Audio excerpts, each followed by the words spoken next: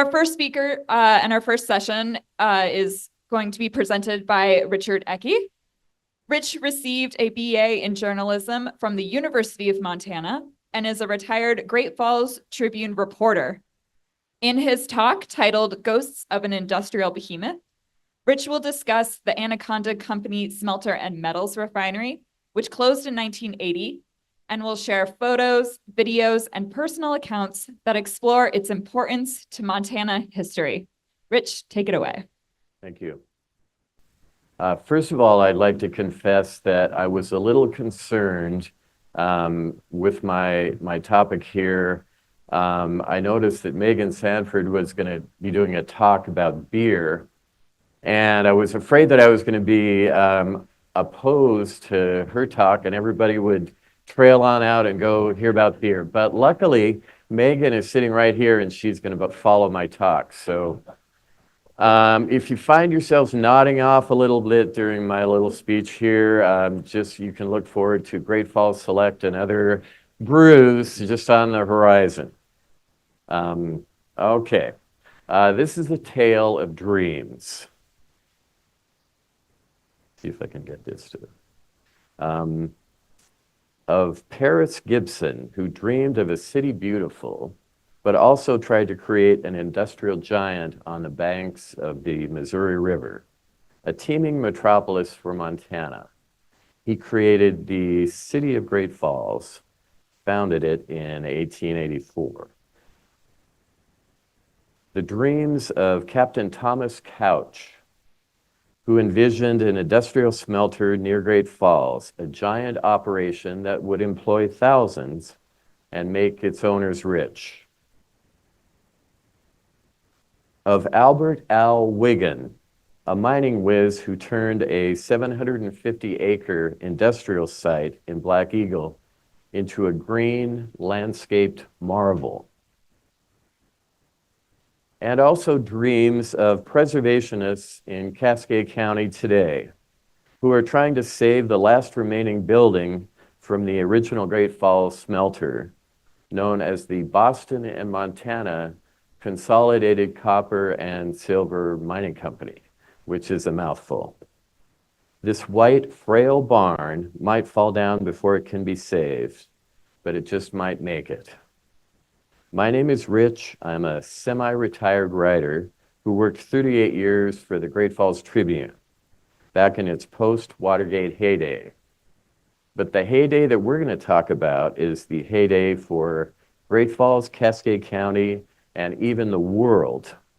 This site was in Black Eagle, an ethnic melting pot just north of the Electric City, and this industrial boom began as the Boston and Montana Company began planning in the late 1880s to build a smelter next to the Missouri River. In early 1891, the company broke ground in Black Eagle, and by 1892, the industrial operation began blowing smoke. City leaders helped the smelter project by luring the Great Northern Railway to Great Falls in 1887. Paris Gibson happened to be buddies with James J. Hill in Minneapolis. One of the nation's first hydroelectric dams, Black Eagle Dam, was constructed to provide power to this plant, the city of Great Falls and beyond. In 1910, the smelter site became property of the Anaconda Company, which operated a metals refinery on the site until 1980, when in October of that year, it was shuttered for good amid a big drop in copper prices and a labor strike. Incidentally, actual smelting on the site ended in 1918, but locals always referred to the Black Eagle plant as a smelter. After World War I, specialization won out. Workers in Butte dug minerals out of the ground, and smelting was conducted exclusively in the town of Anaconda, which had the effrontery to build an even larger smokestack than the one in Black Eagle. For decades, the Anaconda Company metals refinery in Great Falls was Cascade County's largest employer. until American military largesse through the East Base and another facility atop Gore Hill took over the top spot. At the midpoint of the 20th century, the Anaconda Company as a whole was the world's largest non-ferrous mining and metal fabrication company. Let's talk about another dream. At Christmas time in 1978 or 1979, my late wife Carol and I drove through a tiny community of nearly 20 Victorian houses on the Anaconda Company property. These homes were built for Anaconda Company top brass and their families. They were festooned with lights for the holidays, as were trees throughout the smelter site. On this fateful drive, we spotted off to the left a lighted miniature church known as the Chapel, near the Brick Employees Clubhouse to the north. We came to a guard station, turned south along a paved road to the Smelter Hill homes. During the Christmas holidays only, the public could get a close look by driving through the streets. Not far from this idyllic little community were tennis courts to the west, a swimming pool to the east, and a bowling alley in the clubhouse. Also near the smelter entrance was an artificial waterfall, which at one time featured an antique bell at the top of a small hill. Few who lived in these graceful company houses or visited them would forget the experience. Bill and Lorraine Roberts lived in number 19, the ACM manager's house, from 1968 to 1977. Here's what Lorraine Roberts, the manager's wife, recalled in the book In the Shadow of the Big Stack, which was produced by residents of Black Eagle. Living on Smelter Hill was like living in fairyland. It was beautiful and everything was done for us. The Robertses did miss out on several perks, however. They were not ferried around in limousines like they were earlier in the century, and they didn't have a live-in housekeeper. After driving through this quaint community with the towering houses, my late wife and I agreed it would be great to own one of these houses someday. Then came the startling news in October 1980, all Anaconda Company operations in Montana would cease for good. At first, the houses were to be torn down, but people around here griped, and Pacific Salvage relented and agreed to sell them as long as they were moved from Arco's industrial site. We purchased number 19, a large house where the company's general manager lived with his family. I remember walking through this huge house with its 7 bedrooms, formal dining room, kitchen, pantry, game room, library, living room, sewing room, intercom system, and 3 bathrooms, thinking, who could possibly need all this space? Well, it turns out we really didn't need all that space, but we bought it and filled it up with our 2 daughters and a plethora of antique furniture pieces. We bought the house in 1982, moved it to the lower north side of Great Falls in 1983, and moved in 1984. Here's a picture of the house on the move. This is a photo. This was the scariest part of the house moving. This is between the Milwaukee station and the Civic Center is over that way. And this is a railroad overpass, which has railroad tracks running across it, and then tin sheeting for the rest of this spot.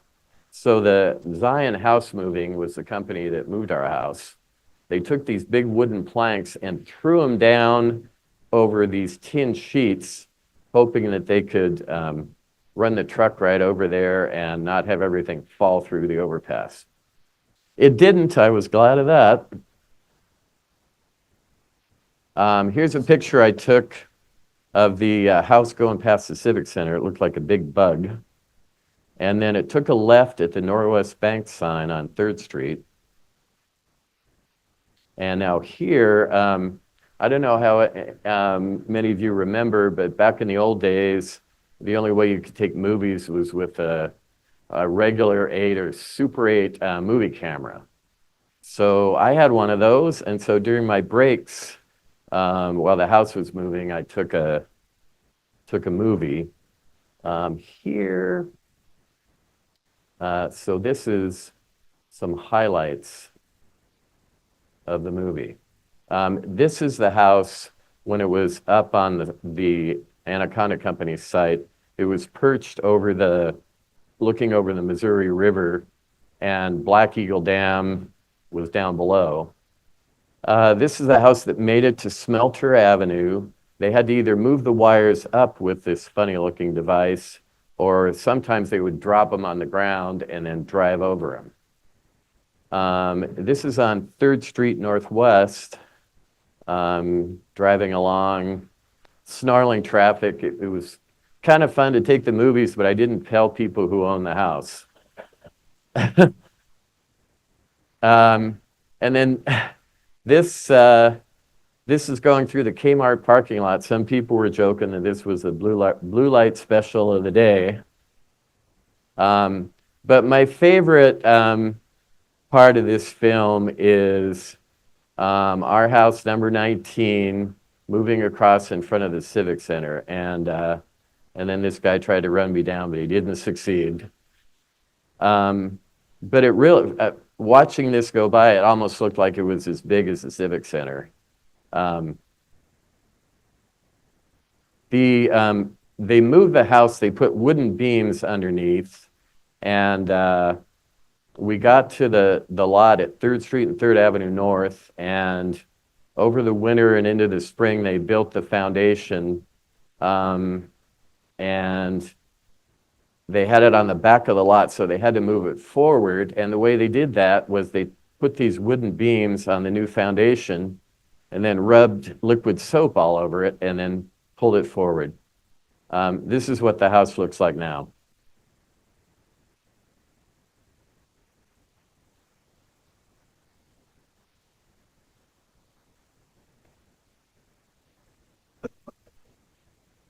Past general managers of the plant in Black Eagle who lived in our house, number 19, included some colorful characters. The smelter's first manager was Captain Thomas Couch, who came from Cornwall, England. His mansion still stands in Vaughan. He located land for the smelter and launched it successfully. He resigned from the company in 1896 to spend more time ranching. Then Frank Klepetko managed the plant in the late 1890s for Boston and Montana. Klepetko's successor was Charles W. Goodale. He was an 1875 graduate of the Massachusetts Institute of Technology, so he was no dummy. Goodale was the first manager to live in our house, number 19. We feel close to Goodale because, in part, his granddaughter had donated photos taken inside the house to the, and donated them to the Montana Historical Society. So I was down in Helena one day, and they said, oh, you got to go look at the photos, see if there's any photos of your house. And it turned out there were photos of the inside of the house in 1903. So I thought, well, that was really hitting the jackpot. Goodale split his time between Great Falls and Butte after being named superintendent of the Boston, Montana operations based in Butte. There's also a sad note to add. A funeral was held for Mr. Goodale's daughter, Mary, at Smelter House number 19 on September 20th, 1908, after the young woman's untimely death. Other managers in the 20th century who lived in the house included Albert Wiggin, whose ambitious landscaping of the grounds turned heads. I'm not sure how well you can see all these names, but others in the 20th century included Russell B. Caples, Dutch Weimer, Larry Ingvelson, Leonard Powell, Bill Roberts, and the last manager, live-in manager at the plant, Jim Owings. From time to time, folks who once lived in the house told us tales about it. Ethel Forney was a youngster who sometimes stayed at the house with her aunt, a live-in housekeeper, to keep her company while manager Goodale was away. Ethel remembered once playing in the formal dining room when Mr. Goodale and other dignitaries walked into the room. She gulped and hid under the table until she was discovered. Then Mr. Goodale gently ushered her out. Living in the manager's house also could be dangerous. George Caples of Florida, son of one-time manager Russell B. Caples, stopped by to visit his old house after it was moved to the lower north side. He told us about a scary incident during a labor strike in the 1940s or early 1950s that could have upended their lives. When they were kids, George and his sister were walking up the house's front staircase when they heard glass shatter and saw a bullet lodged in the doorframe of the master bedroom. The shot barely missed his sister.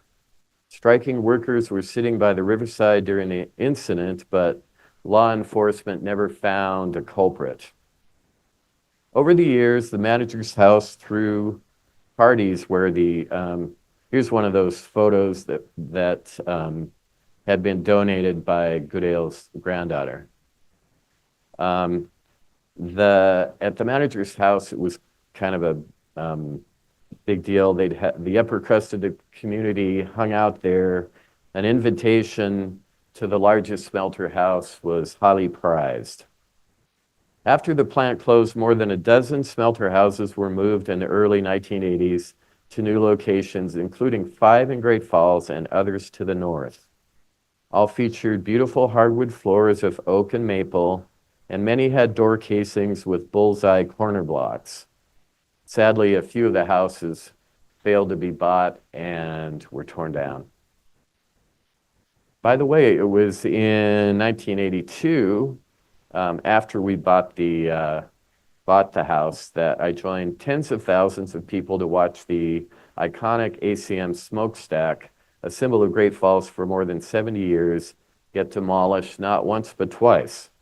The first round of dynamite did not finish the job. The second did the trick. This is Mr. Caples on the left. He had, after being manager here, became the head of the Columbia Falls aluminum plant that Anaconda owned. And here are pictures of Dutch Weimer, Larry Ingvelson, and Leonard Powell from the 50s and 60s. I'm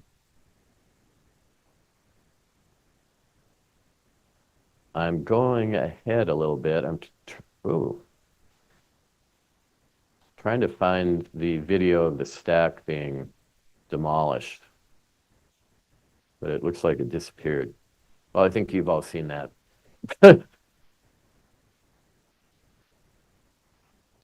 Looking at the smelter site today from River Drive north, it's hard to tell that the Anaconda Company metals refinery ever even existed.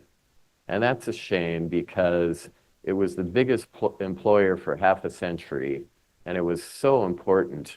I'm sure a lot of people here knew folks who worked at the plant or even worked yourselves there. It was an impressive facility and a monstrous thing, a behemoth, as we say in the title. So we're hoping that people don't forget about it. There's some things that we can do to make sure that doesn't happen. But I think it's important also to remember that this was not a run-of-the-mill industrial site. In Black Eagle, beauty was prized even as smoke belched from the iconic stack. Its landscaping wowed nearly everyone, including writer Isaac F. Marcusson in the 1957 book Anaconda, about the Anaconda Company.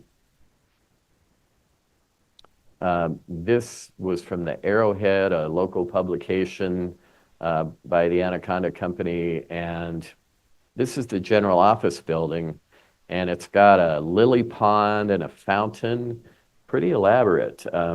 Marcusson said in his book, the Great Falls area of 7,500 acres is the only highly landscaped group of meadow plants anywhere. The bed of tulips, geraniums, and petunias and the lily pond form a lovely contrast with the huge stack with its streaming banner of smoke and the great buildings pulsing with machinery. The man responsible for all the greenery was the general manager of the Great Falls plant, Al Wiggin, who took a page out of the book of Great Falls founder Harris Gibson, whose city on the Missouri River boasted of beautiful tree-lined streets and parks and grassy boulevards. Wiggins' success at beautifying an industrial site was remarkable. The last manager of the smelter in Anaconda and the refinery in Great Falls, Dick Sloan of Helena, also remembers the people of the plant as having the best spirit of Montana's ACM employees. And surely the beauty of these grounds had something to do with that. Here's the changing room for the employees. And in their publication, there are ferns on stands as they're taking off their outfits with toxic chemicals and whatever that's on them.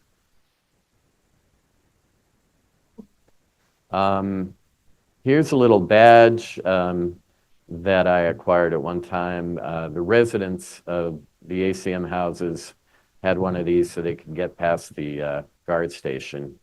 And here's a patch from their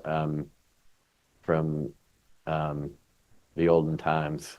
It was a massive place, and you probably some of you remember driving by and through the late 80s, and it was pretty remarkable to look at. Here's a historical society photo of the molten metal that was being poured into forms there. The Great Falls plant pumped millions of dollars per year into Cascade County's economy, but not all of the effects of the plant were pleasant. The refinery polluted the waters of the Missouri River and fouled the air in and around Great Falls. Goodale in 1914 wrote that one reason the 506-foot-high stack was built was to spread its toxic contents over a wider area, helping cut down on smoke complaints from area residents. A new flue and taller stack also helped the plant get closer to full operating capacity, enabling the plant to recover copper, silver, and gold valued at more than $130,000 per year in World War I era dollars. From the 1920s to 1980, the Great Falls Department of the Anaconda Company refined copper, zinc, and other minerals that were badly needed for commerce and were crucial in saving the world for democracy. This industrial site provided millions of pounds of copper wire to support the war efforts of the United States and their allies in World War I and World War II. Copper from Great Falls was used in bombers, fighter planes, ships, tanks, and military vehicles. It is not an exaggeration to say that this plant helped the Allies defeat the fascist Axis powers led by the murderous Adolf Hitler in World War II. We are all grateful that the greatest generation defeated Germany and Japan with a big assist from the small town of Black Eagle in the remote upper plains of Montana. The amount of copper wire turned out by this plant was mind-boggling. In the 1940s, Great Falls had the capacity to churn out up to 27 million pounds of copper a month, or more than 300 million pounds of the shiny stuff in a year, which means the metals refinery in Black Eagle might have manufactured 1 billion pounds of copper for the war effort during World War II. That's a legacy that should be remembered. Let's jump forward to the present day when the last building remaining from the Boston and Montana Company still barely stands next to the Anaconda Hills Golf Course.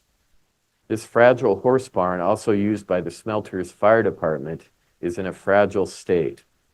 The City County Historic Preservation Commission, Great Falls and Cascade County, has made the barn a top priority to save, and activists are working with the group that saved the 10th Street Bridge, Preservation Cascade, to work as a pass-through so that we can raise enough money, perhaps as much as $500,000 to try to stabilize this building for the ultimate use of an event center and interpretive center. It would be wonderful for this barn to be saved and receive visitors who would be told about the industrial power known simply as ACM.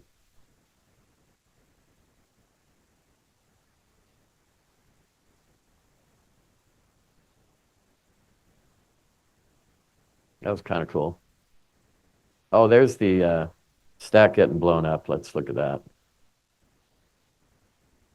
My late wife used a Super 8 camera to shoot that. I got to admit, KRTV has better film than I do of this, but. And the people who tried to save the stack, the supporters, were pretty enthused when the first round of dynamite could not blow up the whole thing. And then we sat around for a couple of more hours, and eventually they blew it. But that people who saw that said, see, they were lying about how the stack was just going to fall down anytime. Oh, it happened again. Okay, so meanwhile, I get to live in the ACM manager's house every day, admiring restored brass light fixtures, like that one over there, saved from Helena's demolished Broadwater Hotel, eating breakfast in a formal dining room with mahogany beams and Czech, pewter, and crystal light fixtures. Those are really the only original lights left in the house. And sitting down in the library to read a book saved from what was once Hussman's billiard parlor downtown. There's a stained glass window. Has some neat doorknobs. I had to get rid of some new doorknobs and put some old ones on there, but this one's an original one. This is the back stairwell that was like a servant stairway back when the house had, definitely had a housekeeper. They might have had a butler there.